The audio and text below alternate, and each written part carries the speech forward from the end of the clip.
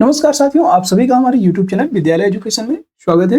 साथियों, आज हम पढ़ेंगे बिहार शिक्षक बहाली परीक्षा जो आपकी 2025 में होने वाली है, यानी कि जो आपका बीपीएससी टीआरई 4.0 होने वाला है। इसके लिए हम लोग ये क्लास करवा रहे हैं और आज की हमारी जो क्लास होगी ये आपकी बिहार स्पेशल की क्लास है, जिसमें इंपॉर्टेंट फैक्ट और जितने भी इंपॉर्टेंट प्रश्न होंगे बीपीएससी के द्वारा पूछे गए प्रश्न हैं और ये सभी जितने भी क्वेश्चन हैं बिहार पीसीएस में पूछे गए प्रश्न हैं। तो चलिए शुरू करते हैं आज के इस क्लास को बिना किसी देरी के।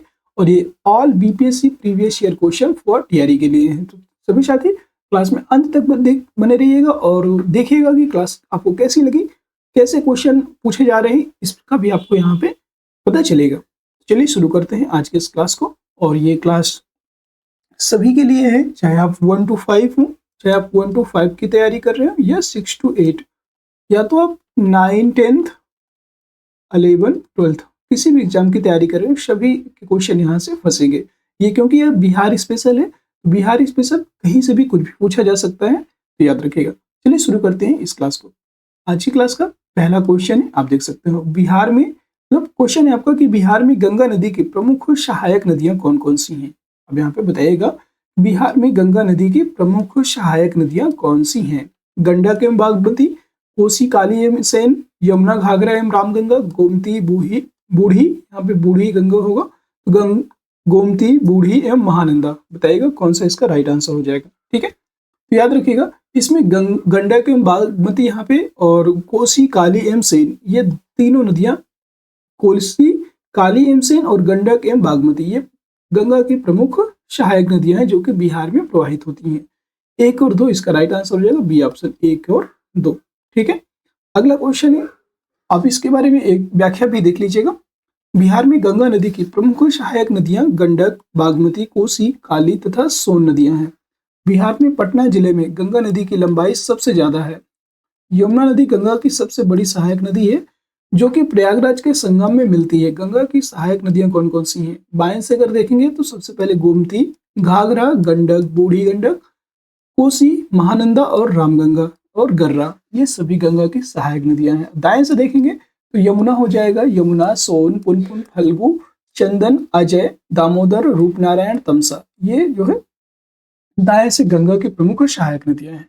अगला प्रश्न, क्वेश्चन नंबर 2, किस तारीख को उड़ीसा को बिहार के पृथक प्रांत का दर्जा दिया गया? कहने का तात्पर्य है कि बिहार से उड़ीसा को कब अलग किया गया है। याद रखिएगा 1 अप्रैल 1936 को, बी ऑप्शन करेक्ट हो जाएगा। 1 अप्रैल 1936, ये आपका बीपीएससी एलडीसी मेंस एग्जाम 2022 में पूछा गया था।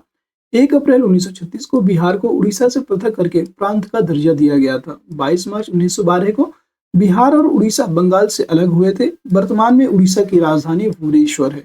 उड़ीसा की राजधानी है भुवनेश्वर, जबकि बिहार की राजधानी की बात करेंगे तो सभी जानते हैं बिहार की राजधानी है पटना।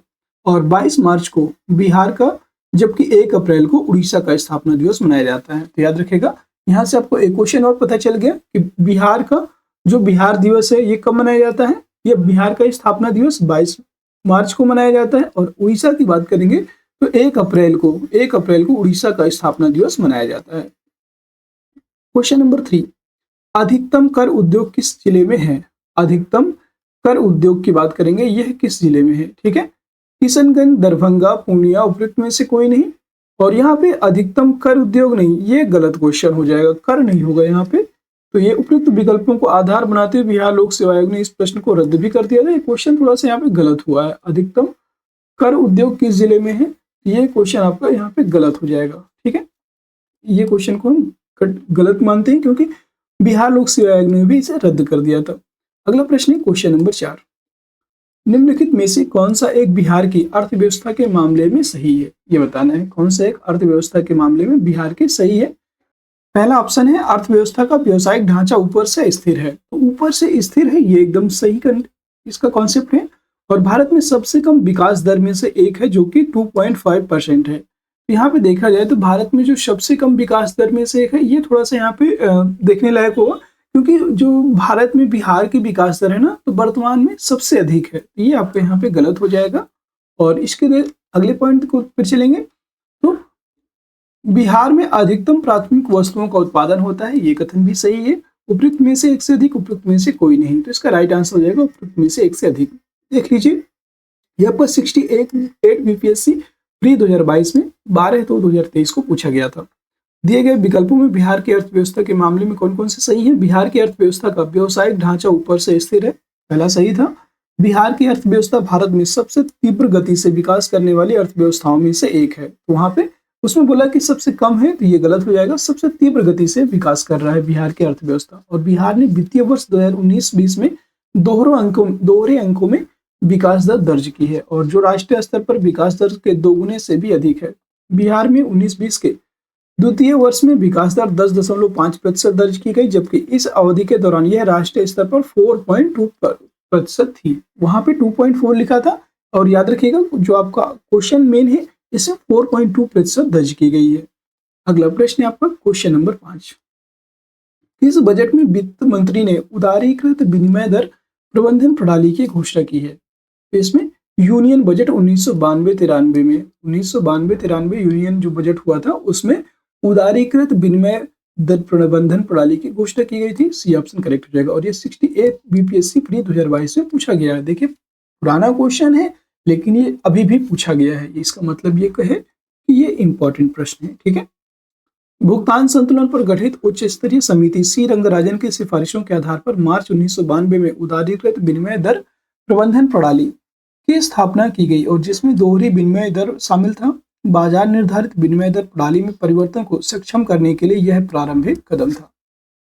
अगला प्रश्न है क्वेश्चन नंबर 6। श्री कृष्ण सिंह द्वारा गठित बिहार की नवनिर्वाचित जो सरकार ने फरवरी 1938 में किस कारण से इस्तीफा दे दिया था? तो कृष्ण सिंह जी की सरकार है, इसने किस कारण से इस्तीफा दिया था? गांधी जी द्वारा ब्रिटिश के विरुद्ध सत्याग्रह आंदोलन के कारण नहीं, भारत की आजादी के आंदोलन में भाग लेने के कारण, ये भी गलत है, राजनीतिक कैदियों को छोड़ने के कारण, राजनीतिक जो कैदी थी उनके छोड़ने के कारण ही जो है इन्होंने इस्तीफा दे दिया था। सी ऑप्शन राइट हो जाएगा। ये आपका 68 बीपीएससी प्री 2022 में क्वेश्चन पूछा गया था। इसका व्याख्या देख लीजिएगा। श्री कृष्ण सिंह द्वारा गठित बिहार की निर्वाचित सरकार ने फरवरी 1938 में राजनीतिक कैदियों को छोड़ने के कारण इस्तीफा दे दिया। वर्ष 1937 में जब श्री कृष्ण सिंह ने पहला कांग्रेस मंत्रालय बनाया तो उन्होंने राजनीतिक कैदियों को रिहा करने की मांग की, और उनके मंत्रालय ने वायसराय पर दबाव बनाने के लिए 15 फरवरी 1938 को इस्तीफा दे दिया। वायसराय ने बाद में मांगों को मान लिया और योगेंद्र शुक्ला को मार्च 1938 में अन्य राजनीतिक कैदियों के साथ रिहा कर दिया। इसलिए यही एक ऑप्शन होता है सही, राजनीतिक कैदियों को छोड़ने के कारण। अगला प्रश्न है क्वेश्चन नंबर 7। साथियों, किसी क्वेश्चन में डाउट होता है, ये सारे घटना चक्र से लिए गए प्रश्न है, तो आपका इसी के साथ साथ आपका घटना चक्र के ही और प्रीवियस ईयर बिहार पीसीएस के प्रीवियस ईयर क्वेश्चन भी यहाँ पे कंप्लीट हो जाएंगे। अगला प्रश्न है, किसने चंपारण सत्याग्रह के दौरान बिहार में गांधी जी की जान बचाई थी? याद रखिएगा, बतक मियाँ जो थे इन्होंने चंपारण सत्याग्रह के दौरान बिहार में गांधी जी की जान बचाई थी, और ये आपका बीपीएससी प्री 2022 में पूछा गया था।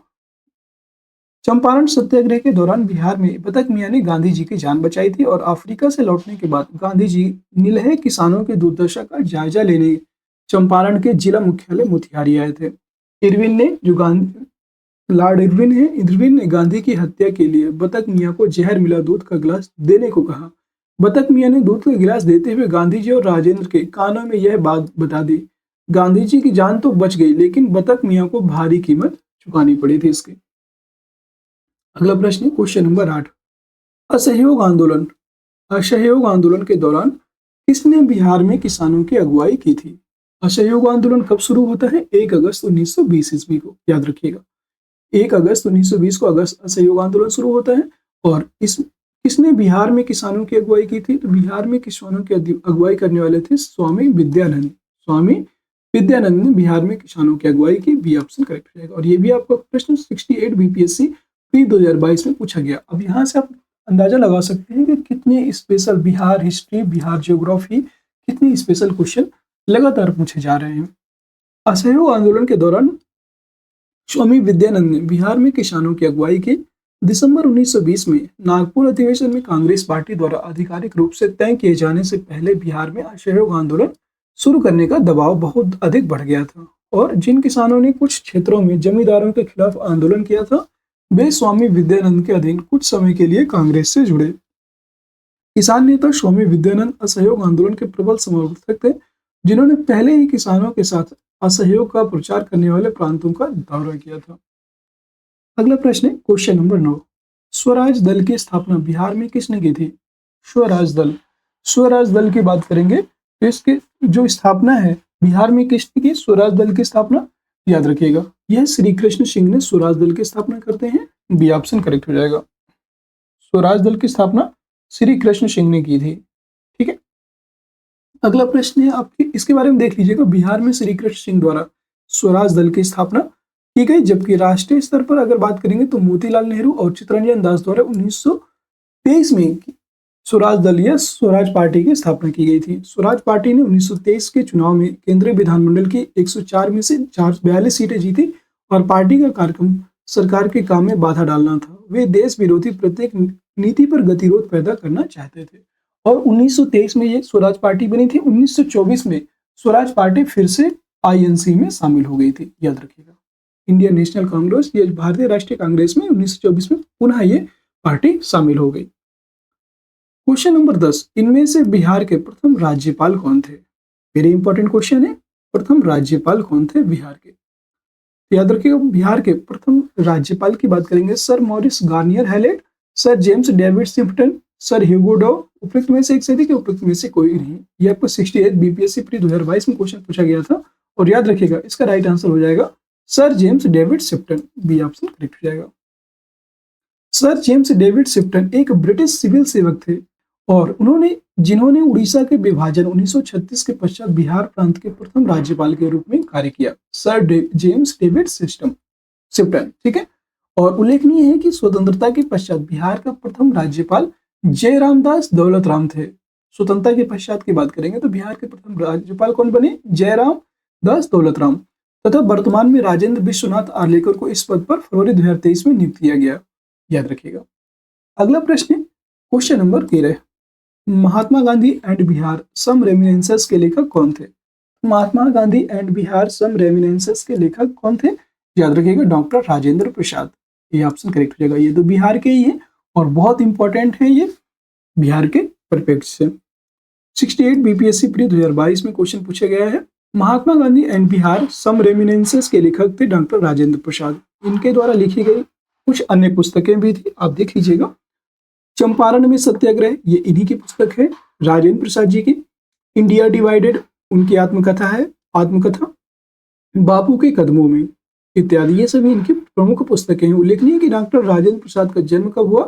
3 दिसंबर 1864 ईस्वी को बिहार के सिवान जिले के जीरादेई में हुआ और इनका निधन की बात करेंगे तो 28 फरवरी 1963 को हुआ था। इन्हें स्वतंत्रता के पश्चात भारत के पहले राष्ट्रपति के रूप में चुना गया। देखा जाए तो देखिए 1864 में इनका जन्म हुआ और 1963 में इनकी मृत्यु हुई। तो यहाँ से आप याद रखेंगे 99 मतलब 99 साल की उम्र में इनका निधन हुआ। यहाँ से एक चीज आपको याद हो जाएगी। और 3 दिसंबर 28 फरवरी, ये थोड़ा सा आपको डेट याद रखनी है अगर आपसे कभी पूछ लेता है। कहाँ इनका जन्म हुआ? बिहार के सिवान जिले के जीरादेई में इनका जन्म हुआ था, याद रखिएगा। और ये स्वतंत्रता पश्चात भारत के प्रथम राष्ट्रपति थे। अगला प्रश्न क्वेश्चन नंबर 12, बिहार का सबसे पुराना गिरजाघर कौन सा है?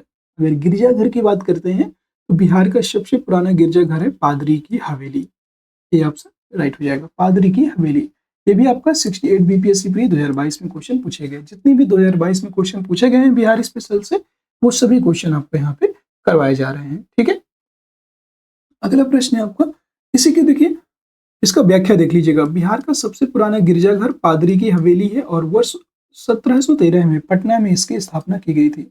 स्थापना के दौरान यह एक छोटा सा चर्च था जिसका बाद में पुनर्निर्माण के समय विस्तार किया गया और इसे सेंट मैरी चर्च के नाम से भी जाना जाता है। तो अभी अगर आपसे क्वेश्चन पूछ ले कि पादरी की हवेली को वर्तमान में किस नाम से भी जाना जाता है, तो याद रखिए सेंट मैरी चर्च के नाम से भी इसको जाना जाता है। क्वेश्चन नंबर 13, दिवंगत अभिनेता कुमुदलाल गांगुली, जिन्हें उनके मंचीय नाम अशोक कुमार से भी जाना जाता है, और इनका जन्म बिहार के निम्नलिखित में से किस शहर में हुआ था, ये बताना है। जो मंचीय नाम अशोक कुमार है और इनका वैसे नाम है कुमुदलाल गांगुली। यह जो है भागलपुर है शहर से है, बिहार के भागलपुर शहर से संबंधित है। सी ऑप्शन करेक्ट हो जाएगा, ठीक है। यह आपका 68 बीपीएससी प्री 2022 में पूछा गया। अशोक कुमार का जन्म 13 अक्टूबर 1911 को भागलपुर बिहार में हुआ था और इनका वास्तविक नाम कुमुदलाल गांगुली था। इन्होंने लगभग 275 फिल्मों में काम किया और जिसमें अछूत कन्या, हावड़ा ब्रिज, पाकीजा, जेवेल थीप इत्यादि शामिल हैं। वर्ष 1988 में इन्हें दादा साहब फाल्के पुरस्कार से भी सम्मानित किया गया। ये बहुत इंपॉर्टेंट हो जाता है। ये क्वेश्चन आपसे पूछा जा सकता है इस बार की टीआरई में कि अशोक कुमार जी को किस वर्ष दादा साहेब फाल्के पुरस्कार दिया गया, ये कौन सा पुरस्कार दिए गए, दोनों चीज पूछे जा सकते हैं। तो याद रखिएगा 1988 में अशोक कुमार, जिनका मूल नाम था कुमुदलाल गांगुली, इनको दादा साहेब फाल्के पुरस्कार दिया गया है। अगला प्रश्न है आपका क्वेश्चन नंबर 14। 1940 में पटना महिला विश्वविद्यालय या महिला महाविद्यालय की स्थापना निम्नलिखित में से किस समाज द्वारा की गई थी? तो याद रखिएगा यह किसके द्वारा किया गया था? Sisters of the apostolic Carmel, इनके द्वारा इसकी स्थापना की गई थी। ये ऑप्शन राइट हो जाएगा, sisters of the apostolic Carmel. Important प्रश्न है। और 1940 में ही पटना महिला विश्वविद्यालय की स्थापना होती है, ये भी आप यहाँ पे याद रखिएगा। 68 बीपीएससी प्री 2022 में पूछा गया। 1940 में sisters of the apostolic Carmel समाज द्वारा पटना महिला विश्वविद्यालय या महाविद्यालय की स्थापना की गई। यह बिहार में महिलाओं की शैक्षिक आवश्यकताओं को पूरा करने के लिए खोला गया उच्च शिक्षा का पहला संस्थान था। नेक्स्ट प्रश्न, क्वेश्चन नंबर 15। पहला तैरता हुआ सौर ऊर्जा संयंत्र बिहार में किस स्थान पर बनाया गया है? इंपॉर्टेंट प्रश्न है, सभी साथी ध्यान से देखिएगा।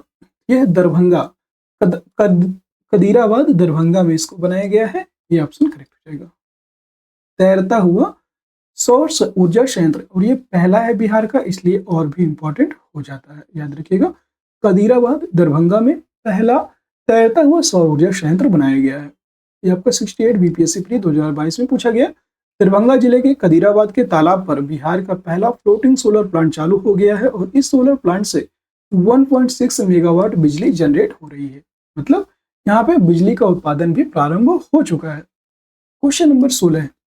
साथियों, हम लोगों ने 15 प्रश्न यहाँ पे कंप्लीट कर लिए और उनकी समस्त व्याख्या भी साथ साथ में करते जा रहे हैं, क्योंकि कई बार ऐसा होता है कि उसी क्वेश्चन से वो दूसरा क्वेश्चन बनाया जाता है, उसकी व्याख्या से क्वेश्चन बनते हैं, तो वहां से आपको इसमें हेल्प मिलेगी। ठीक है भाई, कभी आपसे पूछ ले कि जो ये तैरता हुआ सोलर प्लांट है, इससे कितनी मेगावाट की ऊर्जा प्रदान की जा रही है या कितनी मेगावाट की बिजली उत्पन्न की जा रही है, तो याद रखिएगा 1.6 मेगावाट। ठीक है, ये आपको यहाँ से दूसरा क्वेश्चन बन जाता है। अगला प्रश्न है क्वेश्चन नंबर 16। वर्ष 2019 से 2020 के आर्थिक सर्वेक्षण के अनुसार किस जिले की प्रति व्यक्ति आय सबसे कम है? अब प्रति व्यक्ति आय हम कैसे, पर कैपिटा इनकम, तो यह हमें कैसे मालूम चलेगा? याद रखिए सबसे कम अगर बात करेंगे तो ये शिवहर की है, और इससे यह भी पता चलता है कि सबसे गरीब भी वही होगा, क्योंकि जिस व्यक्ति के पास पैसा कम होगा वही ना गरीब होगा। जहाँ की जनसंख्या मतलब बहुत, जहाँ की जो है प्रति व्यक्ति आय कम होगी वह गरीब भी कहलाएगा। तो शिवहर यहाँ पे बी ऑप्शन राइट हो जाएगा। शिवहर की जो प्रति व्यक्ति इनकम है ना वो सबसे कम है। ये 19-20 का जो आर्थिक सर्वेक्षण हुआ था उसके अकॉर्डिंग बताया जा रहा है। ये 68 बीपीएससी प्री 2022 में पूछा गया था।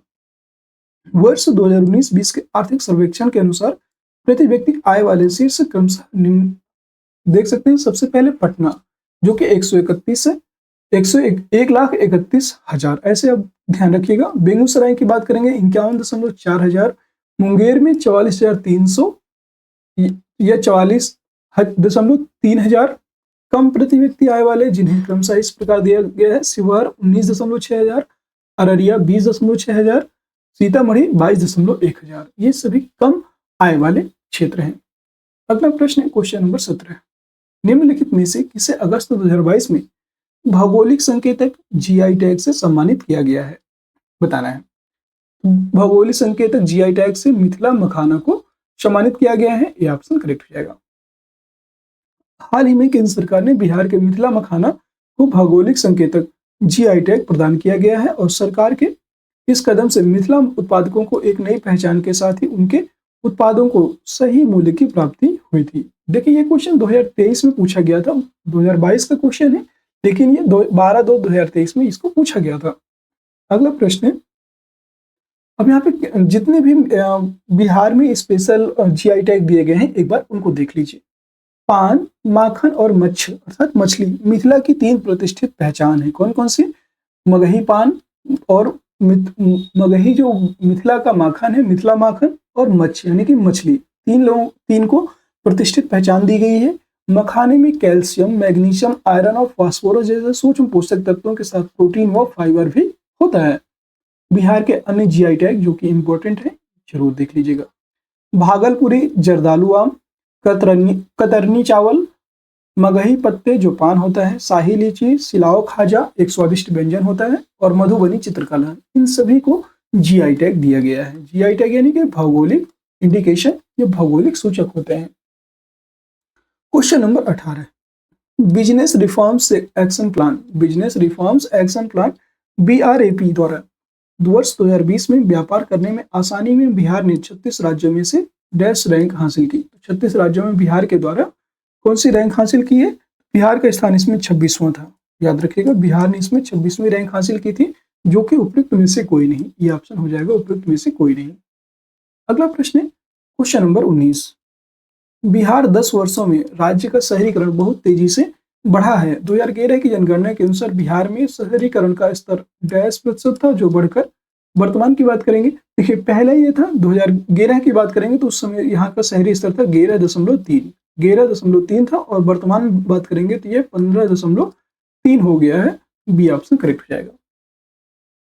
वर्ष 2011 की जनगणना के अनुसार बिहार में शहरीकरण का स्तर मात्र 11.3% था, और बिहार आर्थिक सर्वेक्षण 2021-22 के अनुसार वर्तमान में बिहार का शहरीकरण 15.3% हो गया है। क्वेश्चन नंबर 20, निम्नलिखित में से कौन सा भागलपुर से मिर्जा चौकी की ओर रेल मार्ग में बिहार का अंतिम रेलवे स्टेशन है? बिहार में का अंतिम रेलवे स्टेशन की बात करेंगे तो ये हो जाएगा आपका जो मिर्जापुर छेवकी मार्ग है ना, वहां की बात की जा रही है। यह हो जाएगा आपका Ammapali railway station. Ammapali railway station, C option correct हो जाएगा। पूर्वी रेल जोन का अम्मापाली रेलवे स्टेशन भागलपुर से मिर्जा चौकी की ओर रेल मार्ग में बिहार का अंतिम रेलवे स्टेशन है। अगला प्रश्न है आपका क्वेश्चन नंबर 21, बिहार में खनिज उत्पादन के संदर्भ में निम्नलिखित कथनों पर विचार कीजिए। जो खनिज उत्पादन है इनके संदर्भ में निम्नलिखित कथन को बताना है। रोहतास में पायराइट का सर्वाधिक भंडार पाया जाता है, क्या ये सही है? यहाँ पे बताना है आपको, ठीक है। तो रोहतास में जो पायराइट का सर्वाधिक उत्पादन पाया जाता है, सही है। चूना पत्थर कैमूर, भभुआ, मुंगेर एवं रोहतास जिलों में पाया जाता है, ये भी सही है। और जमुई जिले में सोने के भंडार पाए जाते हैं, ये कथन भी आपका सही है। इसके तीनों कथन लगभग सही हैं, तो इसका राइट आंसर होगा उपयुक्त में से एक से अधिक। भारतीय खनिज ब्यूरो की रिपोर्ट के अनुसार देश के 95% पायराइट का संचित जो भंडार है यह बिहार में है, और रोहतास में पायराइट का सर्वाधिक भंडार पाया जाता है। तो याद रखिएगा, यहाँ पे पहला ऑप्शन सही हो जाता है, क्योंकि यहाँ पे 95% रोहतास में ही पाया जाता है, और कैमूर, भभुआ, मुंगेर एवं रोहतास जिलों में चूना पत्थर तथा जमुई जिले में सोने के भंडार पाए जाते हैं। लेकिन इसलिए इसका राइट आंसर हो जाएगा उपयुक्त में से एक से अधिक। बीपीएससी ने इसका उत्तर ई माना है, लेकिन वो गलत हो जाएगा।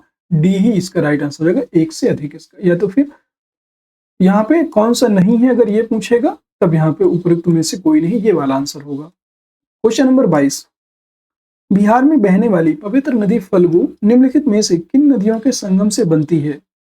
किन किन नदियों के संगम से फल्गु नदी बनती है? याद रखिए, बताना है। ये मोहाना और लीलाजन नदी, मोहाना और लीलाजन नदियों के संगम से फल्गु नदी बनती है, जो कि बिहार के लिए एक पवित्र नदी है। ये ऑप्शन करेक्ट हो जाएगा। ये आपका 68 बीपीएससी प्री 2022 में पूछा गया। मोहना और निरंजना जिसे लीलाजन नदी के संगम से बिहार में बहने वाली पवित्र नदी फल्गु का निर्माण होता है, जो कि एक मौसमी नदी है जिसकी उत्पत्ति छोटा नागपुर के पठार से होती है, और इसकी कुल लंबाई 235 किलोमीटर है। टोटल लंबाई है इसकी 235 किलोमीटर। क्वेश्चन नंबर 23, बिहार में निम्नलिखित में से किस स्थान पर पहली बार चाय बागानों की स्थापना की गई? पहली बार चाय बागानों की स्थापना किस वर्ष की गई? याद रखिएगा, मतलब पहली बार चाय बागानों की स्थापना की गई थी किस स्थान पर, ये बताना है। तो यह है ठाकुरगंज नामक स्थान पर पहली बार चाय बागान की स्थापना होती है, ठाकुरगंज में, ठीक है। और ये ठाकुरगंज कहाँ पड़ता है? बिहार के किशनगंज जिले में पड़ता है। बिहार के किशनगंज जिले में ठाकुरगंज प्रखंड में पहली बार चाय बागानों की स्थापना की गई, और किशनगंज जिले में सबसे अधिक चाय का उत्पादन किया जाता है। इसके अलावा पूर्णिया, अररिया तथा कटिहार में भी चाय का उत्पादन होता है। क्वेश्चन नंबर 24, बिहार के निम्नलिखित जिलों का आरोही दशकीय जनसंख्या वृद्धि 2001 से 2011 के अनुसार सही क्रम चुनना है। दशकीय जनसंख्या वृद्धि 2001 से 2011 के अनुसार इसका राइट आंसर हो जाएगा सिवान, किशनगंज और मधेपुरा। बी ऑप्शन करेक्ट हो जाएगा, सिवान, किशनगंज और मधेपुरा। अगला प्रश्न है आपका क्वेश्चन नंबर 25, बिहार में कृषि आधारित उद्योगों को किस खाद्य उद्योग का प्रभुत्व है, ये बताना है। किस खाद्य उद्योग का प्रभुत्व है बिहार में कृषि आधारित उद्योगों में? याद रखिएगा, इसका राइट आंसर हो जाएगा अनाज आधारित उद्योग। बी ऑप्शन करेक्ट हो जाएगा, अनाज आधारित उद्योग। बिहार में कृषि आधारित उद्योगों में अनाज आधारित उद्योग का प्रभुत्व है और वर्तमान बिहार में खाद्य प्रसंस्करण उद्योग, चावल मिल उद्योग, चीनी मिल उद्योग और जूट एवं उस पर आधारित वस्त्र उद्योग और दाल मिल उद्योग आदि पर कृषि पर आधारित उद्योग हैं। अगला प्रश्न क्वेश्चन नंबर 26, किस प्रधानमंत्री के नाम से राष्ट्रीय सौर मिशन की शुरुआत की गई थी? राष्ट्रीय सौर मिशन की शुरुआत किस प्रधानमंत्री के नाम से की गई थी? तो इनका नाम था जवाहरलाल नेहरू। ये ऑप्शन राइट हो जाएगा। आपका बीपीएससी प्रोजेक्ट मैनेजर 2020 में क्वेश्चन पूछा गया था, इंपॉर्टेंट प्रश्न है। जवाहरलाल नेहरू के नाम से राष्ट्रीय सौर मिशन की शुरुआत वर्ष 2009 में की गई और इसका उद्देश्य 2022 तक 20,000 मेगावाट क्षमता वाली ग्रिड नीतिगत कार्य योजना का विकास करना है। क्वेश्चन नंबर 27, बिहार आर्थिक सर्वेक्षण 2020-21 के अनुसार ग्रामीण बिहार में महिला श्रमिकों की जनसंख्या का अनुपात क्या है? महिला श्रमिकों की जनसंख्या को जो अनुपात है, यह है 4.0%। बीपीएससी हेडमास्टर 2022 में पूछा गया था। बिहार आर्थिक सर्वेक्षण 2020-21 के अनुसार अध्याय 5 में बिहार के श्रम एवं नियोजन से संबंधित अध्याय में ग्रामीण बिहार महिला श्रमिकों को जनसंख्या का अनुपात 4% बताया गया, जो कि देश के अन्य राज्यों से कम है। 28 नंबर क्वेश्चन है, 1942 ईस्वी में किस त्योहार के अवसर पर जयप्रकाश नारायण हजारीबाग जेल से निकल भागे थे? याद रखिएगा, यह हो जाएगा आपका दीपावली का अवसर था और उसी समय जयप्रकाश नारायण हजारीबाग जेल से फरार हो गए थे। डी ऑप्शन करेक्ट हो जाएगा। यह आपका 67th बीपीएससी 2022 में पूछा गया। भारत छोड़ो आंदोलन के दौरान जयप्रकाश नारायण को गिरफ्तार करके हजारीबाग जेल में रखा गया था और 11 नवंबर 1942 को दीपावली के दिन जहां अधिक संख्या में सुरक्षा कर्मी छुट्टी पर थे, जयप्रकाश नारायण हजारीबाग के जेल से भागने में सफल हुए थे। अगला प्रश्न है क्वेश्चन नंबर 19, यहाँ पे आप इसके बारे में और देख लीजिए। एक फैक्ट, 5 जून 1974 को जयप्रकाश नारायण ने इंदिरा गांधी के खिलाफ संपूर्ण क्रांति का आह्वान भी किया था और जयप्रकाश नारायण को मरणोपरांत 1999 में भारत रत्न से सम्मानित किया गया। तो याद रखिएगा, ये इंपॉर्टेंट फैक्ट है कि भारत रत्न कब इन्हें प्राप्त हुआ था? 1999 में मरणोपरांत। अगला प्रश्न है क्वेश्चन नंबर 29, खुदीराम बोस ने किस स्थान पर किंग्सफोर्ड की हत्या का प्रयास किया था? यह क्वेश्चन आपका बीपीएससी तैयारी में 3 बार क्वेश्चन पूछा जा चुका है। यही अगर आप सच में बीपीएससी की तैयारी कर रहे हैं, ये क्वेश्चन आपको जरूर मिला होगा। खुदीराम बोस ने किस स्थान पर किंग्सफोर्ड की हत्या का प्रयास किया था? याद रखेंगे, मुजफ्फरपुर में। इसी को और किस नाम से जाना जाता है? मुजफ्फरपुर बम कांड। देखिए, इस क्वेश्चन में पूरा व्याख्या करवाऊंगा और इससे सारे क्वेश्चन आपके इसी से मिल जाएंगे। सन 1908 में खुदीराम बोस और प्रफुल्ल चाकी नामक 2 युवकों ने मुजफ्फरपुर के जिला जज डीएच किंग्सफोर्ड की हत्या के प्रयास में उनके काफिले पर बम फेंका। इसमें धोखे से 2 महिलाओं की हत्या हो गई, जो मुजफ्फरपुर के वकील प्रिंगल कैनेडी की पत्नी एवं बेटी थी। इसमें प्रफुल्ल चाकी की पुलिस गिरफ्तारी से बचने के लिए आत्महत्या कर ली थी प्रफुल्ल चाकी ने, जबकि खुदीराम बोस ने पुलिस ने गिरफ्तार करके 11 अगस्त 1908 को फांसी दे दिया था। याद रखिएगा। अगला प्रश्न है क्वेश्चन नंबर 30, इंपॉर्टेंट प्रश्न है, इंपॉर्टेंट। आजाद दस्ता बिहार में किस आंदोलन के दौरान सक्रिय रहा? यह भी पूछा गया है आपके बीपीएससी टीआरई के एग्जाम में। चंपारण सत्याग्रह, असहयोग आंदोलन, तो सभी जानते हैं आप लोग। भारत छोड़ो आंदोलन के दौरान आजाद दस्ता बिहार में सक्रिय रहा। डी ऑप्शन करेक्ट हो जाएगा। भारत छोड़ो आंदोलन के समय जयप्रकाश नारायण के नेतृत्व में जो है राजविलास जंगल में, जो नेपाल के राजविलास जंगल है, उनमें आजाद दस्ता नामक संगठन का कार्यकाल खोला गया और जिसके माध्यम से युवा क्रांतिकारियों को प्रशिक्षण दिया जाता था। आजाद दस्ता का मुख्य उद्देश्य युद्ध कार्यों में सरकार को बाधा पहुंचाना था और इसके सदस्य सरकार के विरुद्ध तोड़फोड़ का कार्य करते थे। क्वेश्चन नंबर 31 है, 1946 में गठित अंतरिम सरकार के मंत्रिमंडल में श्रम विभाग किसे सौंपा गया था? Jagjivan Ram, doctor Rajendra Prasad, doctor Anugrah Narayan Singh, Syed Ali Zaheer. उपयुक्त में से कोई नहीं है, उपयुक्त में से एक से अधिक। 67th बीपीएससी प्री 2022 में क्वेश्चन पूछा गया था और इसका आंसर आप सभी लोग कमेंट बॉक्स में कमेंट करके बताइएगा क्या होगा इसका राइट आंसर। और उम्मीद है कि सभी साथी इसका आंसर एकदम सही देंगे और नेक्स्ट क्लास में इसका आंसर आपको मिल जाएगा। कैसी लगी आज की क्लास कमेंट सेक्शन में बताइएगा। क्लास अगर पसंद आई हो साथियों तो क्लास को लाइक कर दीजिए, शेयर कर दीजिए और चैनल में नए हैं तो चैनल को सब्सक्राइब भी जरूर कर लीजिए ताकि आगे आने वाली सभी इंपॉर्टेंट जो नोटिफिकेशन है उनका आपको नोटिफिकेशन मिलता रहे। ठीक है, और सभी साथियों को लास्ट में इसका पीडीएफ दिया जाएगा। पूरे कम से कम हम लोग बिहार स्पेशल के 500 से ज़्यादा ही क्वेश्चन करेंगे, 500 प्लस क्वेश्चन करेंगे, तो वो सभी क्वेश्चन एक बार में आपको मैं पीडीएफ बेस्ड आपको टेलीग्राम चैनल पे प्रोवाइड करवा देंगे। ठीक है, तो फिर मिलते हैं किसी नेक्स्ट क्लास में। तब तक के लिए जय हिंद, जय भारत। किसी भी क्वेश्चन में नहीं समझ में आया हो तो आप कमेंट बॉक्स में कमेंट करके पूछ सकते हैं। आज के लिए बस इतना ही। जय हिंद, जय भारत।